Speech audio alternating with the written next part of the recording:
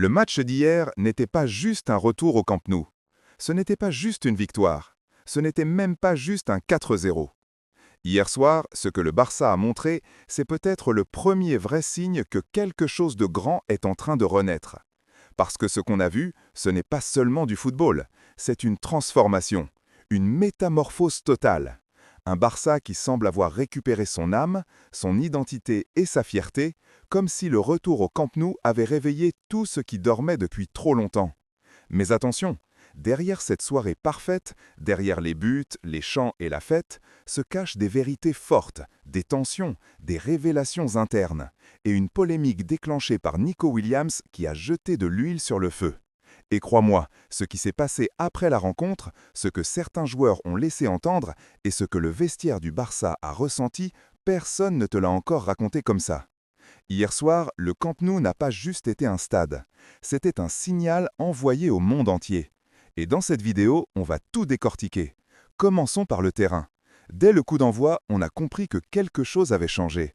Le Barça jouait avec une vitesse, une agressivité, une confiance qu'on n'avait plus vue depuis des mois. Hansi Flick a surpris tout le monde avec des choix forts, une composition risquée, mais une composition qui a fonctionné presque à la perfection. Lewandowski ouvre le score avec une finition chirurgicale.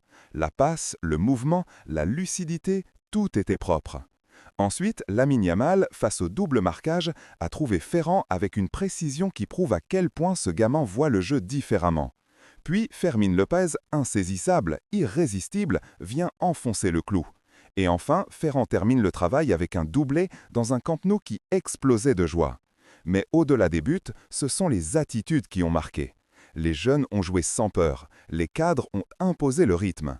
Et pour la première fois depuis longtemps, on a vu un Barça qui n'attend pas le jeu. Il le crée, il l'impose, il l'étouffe.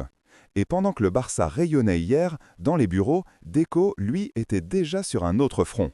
Un nom circule de plus en plus, Marc Guéhi. Défenseur anglais, 25 ans, titulaire en Première Ligue, titulaire avec l'Angleterre, et surtout un joueur qui sera libre dans quelques mois. Ça veut dire une chose, le Barça peut récupérer un défenseur de très haut niveau sans payer un centime en juin prochain. Mais le Crystal Palace n'a pas l'intention de le laisser partir gratuitement. Ils envisagent même de le vendre dès janvier. Et ça, c'est le genre de situation où un club doit être rapide, intelligent et stratégique. Deco est dessus, il suit ça en continu. Parce qu'un défenseur de ce niveau, gratuit, c'est une opportunité qui n'apparaît presque jamais. Si tu n'es toujours pas abonné, ce n'est pas grave, ça arrive à tout le monde d'oublier. Mais si tu aimes ce que tu entends, prends juste 2 secondes pour t'abonner, liker et activer la cloche. 2 secondes pour toi, mais pour moi ça change tout. Merci vraiment.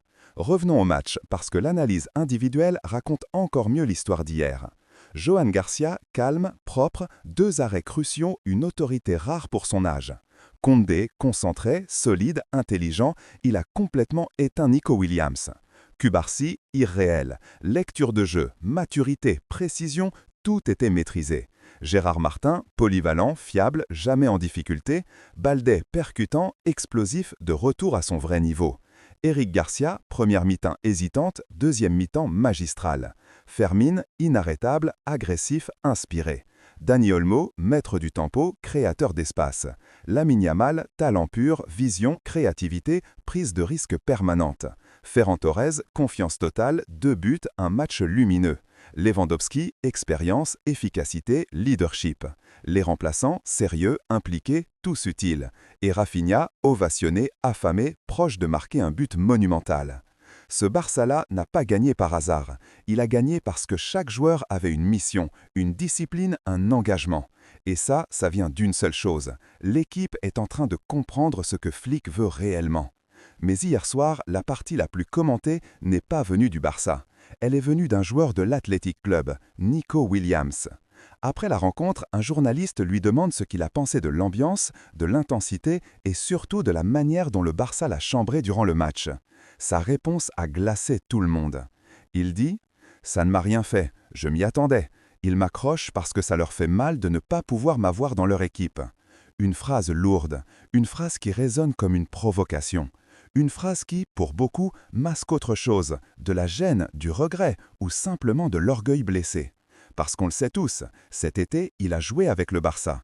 Il a hésité, il a flirté, il a laissé la porte ouverte, pour au final prolonger à Bilbao dans un club qui ne se bat pour aucun grand titre. Et quand il ajoute « J'ai choisi le bon côté, je ne regrette rien », ça ressemble beaucoup plus à quelqu'un qui tente de se convaincre qu'à quelqu'un qui parle avec certitude. Hier, il n'a pas seulement perdu, il a vu de ses propres yeux ce qu'il aurait pu vivre. Un Camp Nou en feu, un Barça transformé, un jeu qui explose et une équipe qui avance vers un futur qui fait rêver. La vérité est simple, le Barça ne veut pas de joueurs qui hésitent, il veut des joueurs qui respectent le club, qui comprennent ce que représente ce maillot et qui sont prêts à le défendre sans douter. Et si Nico Williams veut rester dans son choix, très bien. Au Barça, on ne force personne, on avance avec ceux qui veulent être ici. Si tu veux suivre chaque analyse, chaque information, chaque polémique et chaque match décisif du Barça, abonne-toi maintenant à la chaîne Barça Univers. L'histoire du Barça s'écrit chaque jour, et ici, on te la raconte comme personne.